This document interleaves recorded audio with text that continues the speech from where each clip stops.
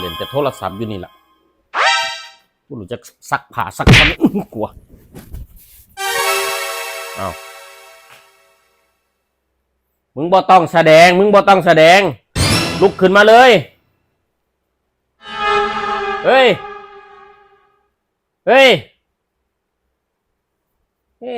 แสดงคือขนาดนี้เดี๋ยวนี้ลุกขึ้นมาไปซักผ้า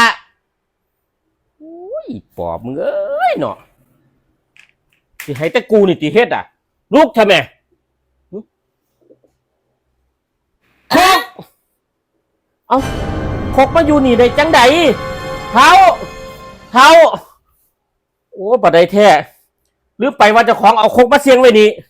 มันตำมากอดูหลายกันเลยเอามาเสียงไว้นี่โอ้ยเท้าตื่นเท้ามึงบาดเนี่ยถือโคกเท้าเป็นไงเท้าลุกนี่ขนาดเป็นล้มอยู่มึงกันยังถือโทรศัพท์เนาะโอ้ยอีผากมึงเอ้ยเท้าเป็นไงเท่าคนเป็นยังก็เก็บหัวเท่าโอ้เจ้าล้มตัวเท้าเจ้าหน้ามืดเจ้าเล่นโทรศัพท์หลายแล้วหน้ามืดแม่นโอ้ยเอาผ้าขึ้นมากองอยู่นี่เท่าคอยสิเอาไปซักเท้าคนก็เก็บหัวแห้งแต่เท่าคอยเป้าให้เท้าคอยเป้าให้ไม่เป็นหัวคอยเจ็บเท่าโอ้มูลูพ้นบ่หูพ้นบ่ให้เจ็บเท่าเดี๋ยวคนมันยังก็เก็บหัวค่ะเท่า